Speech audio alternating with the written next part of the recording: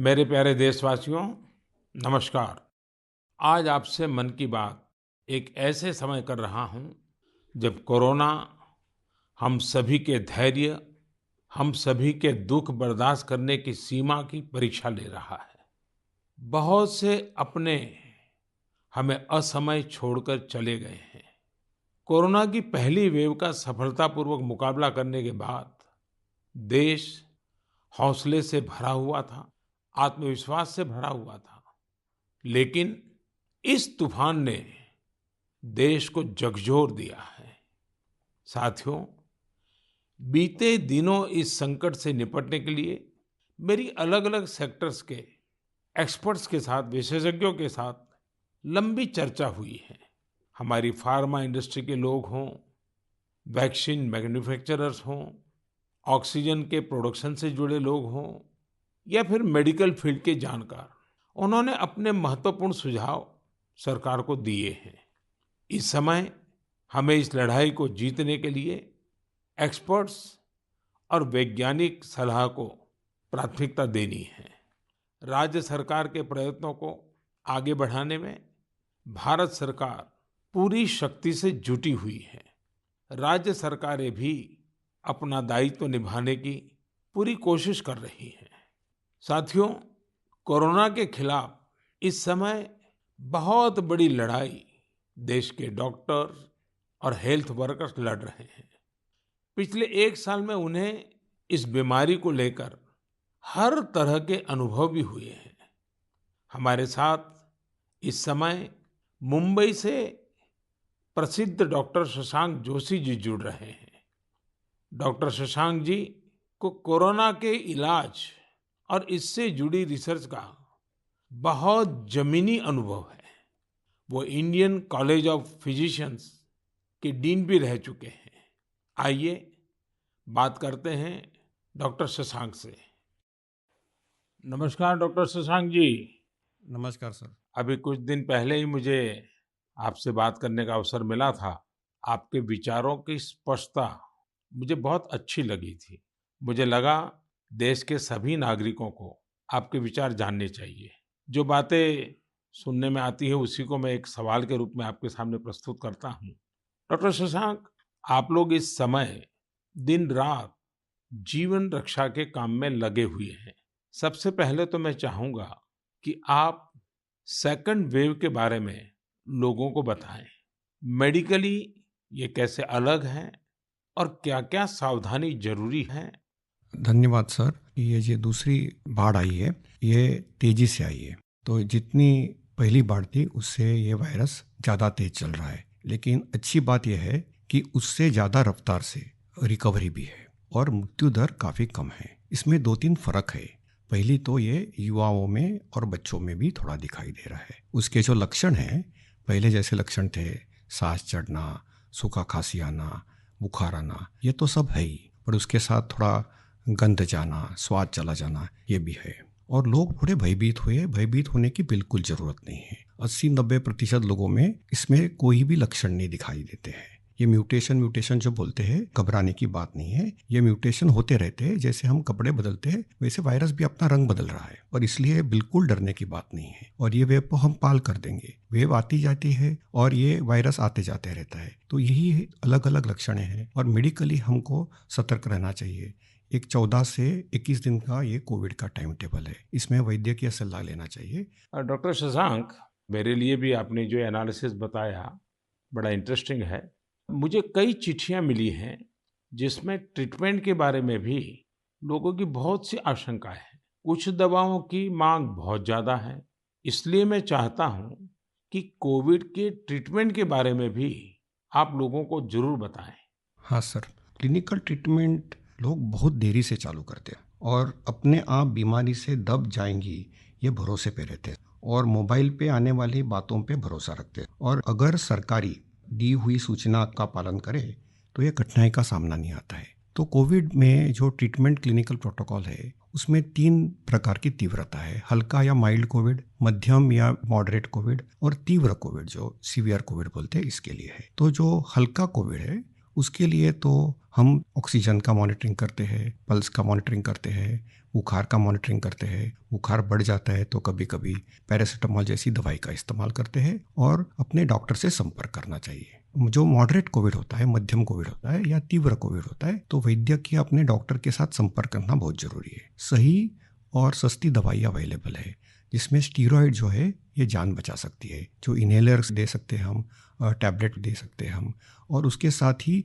प्राणवायु जो ऑक्सीजन है वो देना पड़ता है, और इसके लिए छोटे छोटे इलाज है। लेकिन अक्सर क्या हो रहा है कि एक नई एक्सपेरिमेंटल दवाई है जिसका नाम है रेमडेसिविर। ये दवाई से एक चीज़ जरूर होती है कि अस्पताल में 2-3 दिन कम रहना पड़ता है और क्लिनिकल रिकवरी में थोड़ी सी उसकी एड होती है। ये भी दवाई कम काम करती है जब पहले 9-10 दिन में दी जाती है, और ये 5 ही दिन लेनी पड़ती है। तो ये लोग जो दौड़ रहे हैं रेमडेसिविर के पीछे, ये बिल्कुल दौड़ना नहीं चाहिए। ये दवाई की थोड़ा काम है, जिनको ऑक्सीजन लगता है, प्राणवायु ऑक्सीजन लगता है, जो अस्पताल में भर्ती होते हैं और डॉक्टर जब बताते तभी लेना चाहिए। तो ये बहुत ज़रूरी है सब लोगों को समझना। हम प्राणायाम करेंगे, हमारे शरीर के जो लंग्स है उसको थोड़ा एक्सपांड करेंगे, और जो हमारी खून पतली करने वाली जो इंजेक्शन आती है जिसको हम हिपैरिन बोलते हैं, ये छोटी छोटी दवाइयाँ देंगे तो 98% लोग सर ठीक हो जाते हैं। तो पॉजिटिव रहना बहुत ज़रूरी है।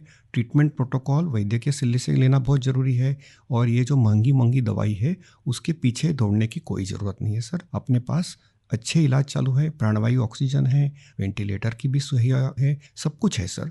और कभी कभी ये दवाई यदि मिल जाती है तो योग्य लोगों में ही देनी चाहिए। तो इसके लिए बहुत भ्रम पैदा हुआ है, और इसलिए ये स्पष्टीकरण देना चाहता हूँ सर कि अपने पास वर्ल्ड की सबसे बेस्ट ट्रीटमेंट अवेलेबल है। आप देखेंगे कि भारत में सबसे अच्छा रिकवरी रेट है।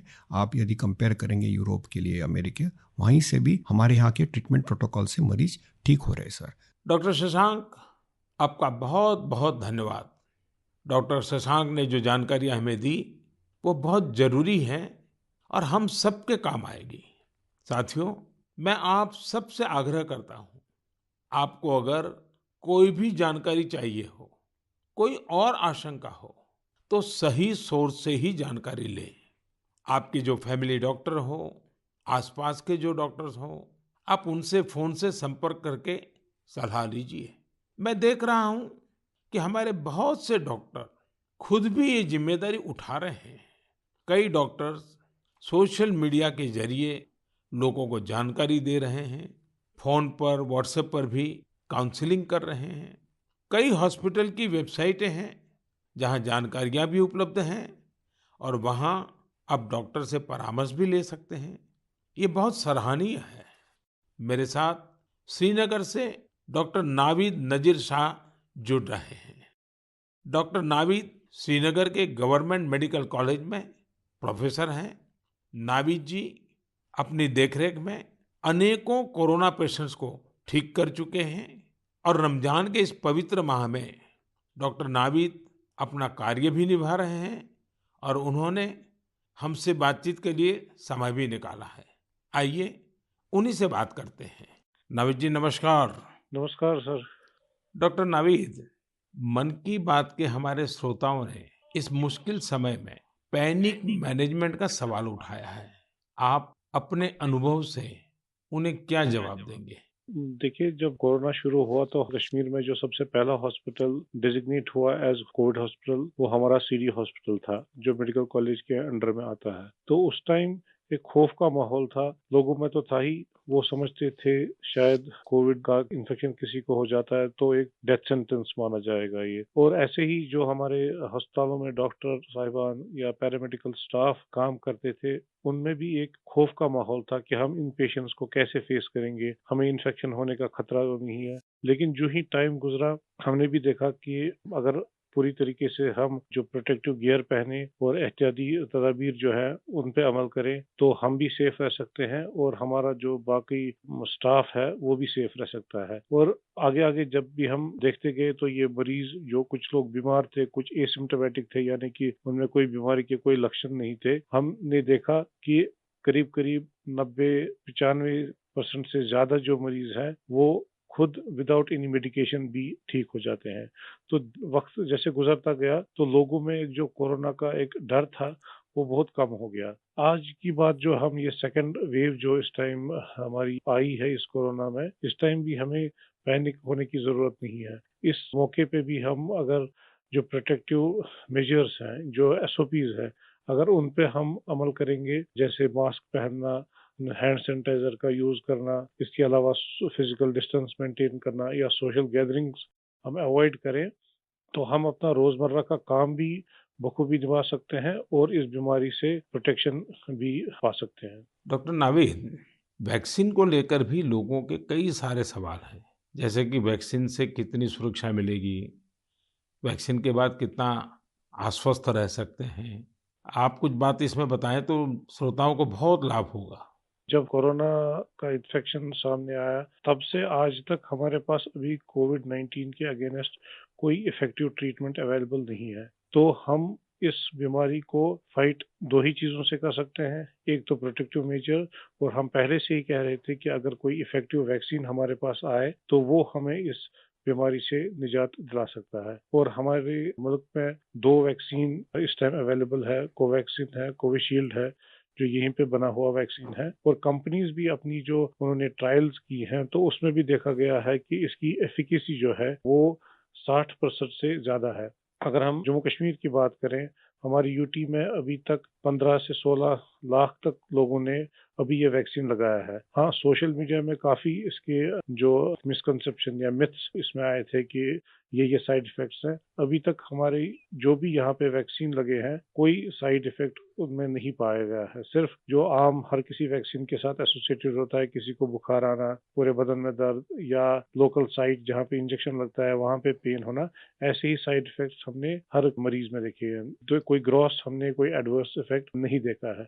हाँ, और दूसरी बात, लोगों में ये भी आशंका थी कि कुछ लोग आफ्टर वैक्सीनेशन यानी वैक्सीन टीकाकरण के बाद पॉजिटिव हो गए। इसमें कंपनी से ही गाइडलाइंस है कि उसमें अगर किसी को टीका लगा है उसके बाद उसको इन्फेक्शन हो सकता है, वो पॉजिटिव हो सकता है, लेकिन जो बीमारी की सीवियरिटी है यानी बीमारी की शिद्दत जो है उन मरीजों में उतनी नहीं होगी। यानी कि वो पॉजिटिव हो सकते हैं, लेकिन जो बीमारी है वो एक जानलेवा बीमारी उनमें साबित नहीं हो सकती है। इसलिए जो भी ये मिसकंसेप्शंस हैं वैक्सीन के बारे में, वो हमें दिमाग से निकालने चाहिए। और जिसकी बारी आई, क्योंकि 1 मई से हमारा पूरे मुल्क में जो भी 18 साल से ज़ायद की उम्र के हैं उनको वैक्सीन लगाने का कार्यक्रम शुरू होगा।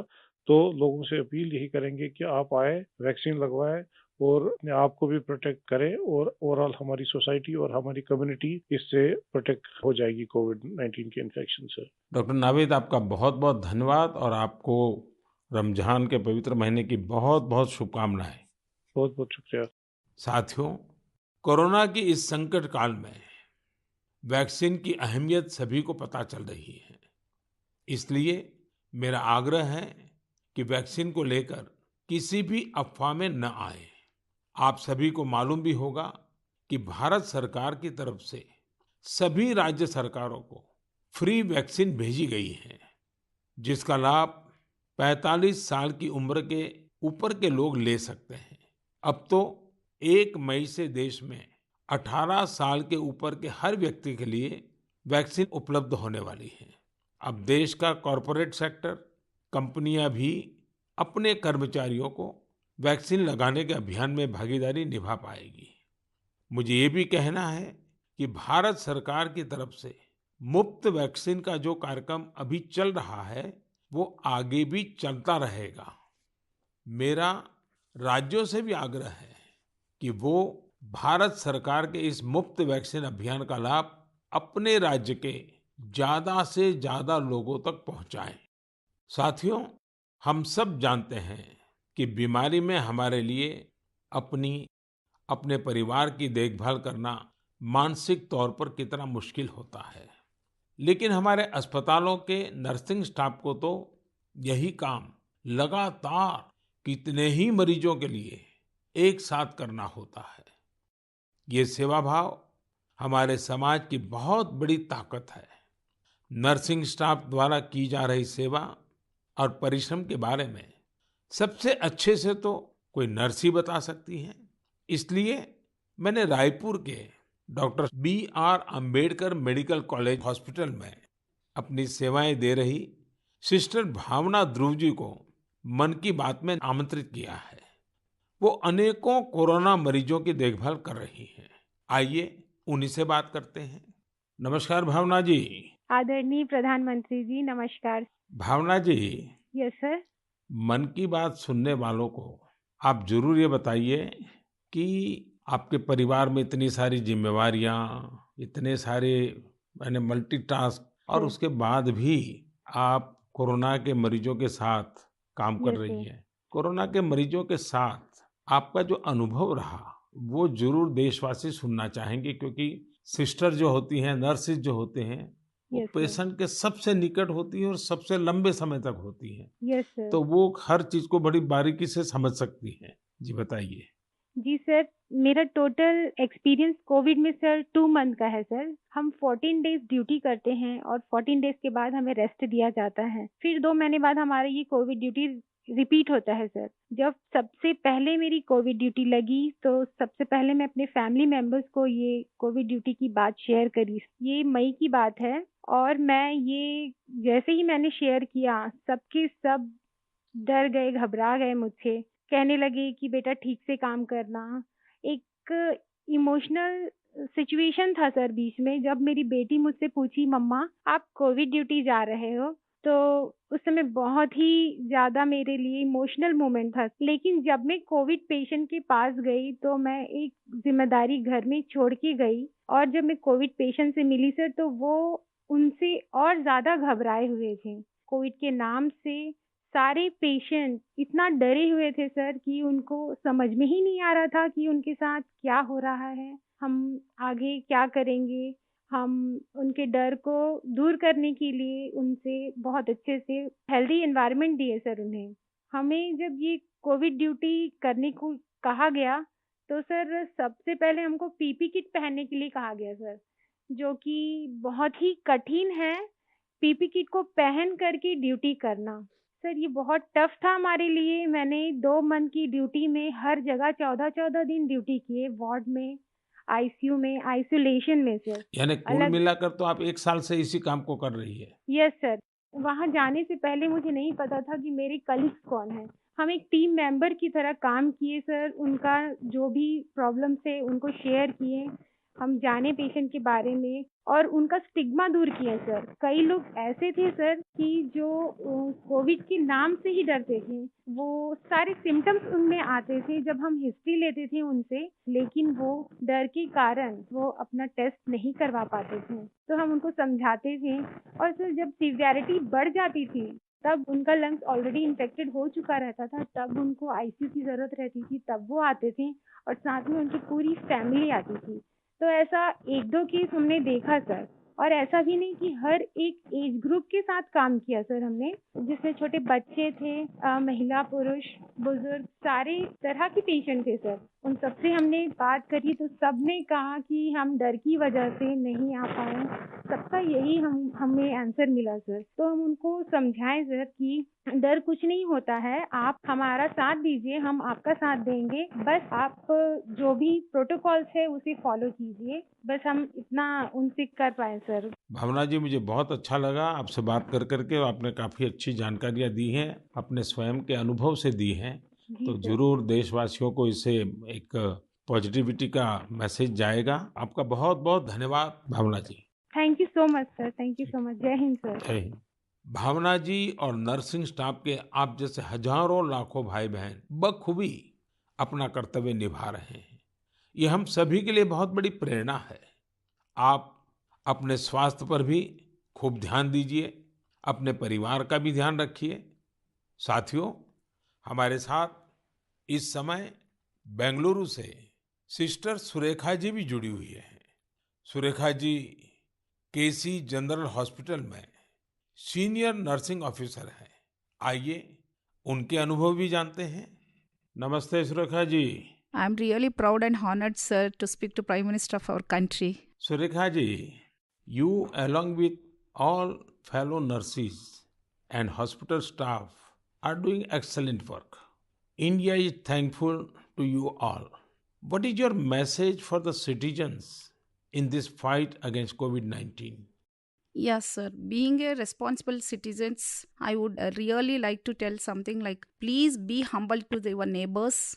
And early testing and proper tracking help us to reduce the mortality rate. And moreover, please, if you find any symptoms, isolate yourself and consult nearby doctors and get treated as early as possible. So community need to know awareness about this disease and be positive, don't be panic, and don't be stressed out. It worsen the condition of the patient. We are thankful to our government, proud to have a vaccine also. I'm already vaccinated. With my own experience, I wanted to tell the citizens of India, no vaccines provides 100% protections immediately. It takes time to build a immunity. Please don't be scared to get vaccinated. Please vaccinate yourself. There is a minimal side effects, and I want to deliver the message like stay at home, stay healthy, avoid contact with the people who are sick, and avoid touching the nose, eyes and mouth unnecessarily. Please practice physical distancing, wear mask properly, wash your hands regularly, and home remedies you can practice in the house. Please drink Ayurvedic kada, take steam inhalation and mouth gargling every day, and breathing exercise so you can do it. And one more thing, last and not least, please have a sympathy towards frontline workers and professionals. We need your support and cooperation. We will fight together. We will get through with the pandemic. This is what my message to the people, sir. Thank you Surekha ji. Thank you, sir. Surekha ji, वाकई आप बहुत कठिन समय में मोर्चा संभाले हुए हैं। आप अपना ध्यान रखिए। आपके परिवार को भी मेरी बहुत बहुत शुभकामनाएं हैं। मैं देश के लोगों से भी आग्रह करूंगा कि जैसा भावना जी, सुरेखा जी ने अपने अनुभव से बताया है, कोरोना से लड़ने के लिए पॉजिटिव स्पिरिट बहुत ज्यादा जरूरी है और देशवासियों को इसे बनाए रखना है। साथियों, डॉक्टर्स और नर्सिंग स्टाफ के साथ साथ इस समय लैब टेक्नीशियंस और एम्बुलेंस ड्राइवर्स जैसे फ्रंटलाइन वर्कर्स भी भगवान की तरह ही काम कर रहे हैं। जब कोई एम्बुलेंस किसी मरीज तक पहुंचती है तो उन्हें एम्बुलेंस ड्राइवर देवदूत जैसा ही लगता है। इन सब की सेवाओं के बारे में, इनके अनुभव के बारे में देश को जरूर जानना चाहिए। मेरे साथ अभी ऐसे ही एक सज्जन है, श्रीमान प्रेम वर्मा जी, जो कि एक एम्बुलेंस ड्राइवर है। जैसा कि इनके नाम से ही पता चलता है, प्रेम वर्मा जी अपने काम को, अपने कर्तव्य को पूरे प्रेम और लगन से करते हैं। आइए उनसे बात करते हैं। नमस्ते प्रेम जी। नमस्ते सर जी। भाई प्रेम, हाँ जी सर। आप अपने कार्य के बारे में हाँ जी।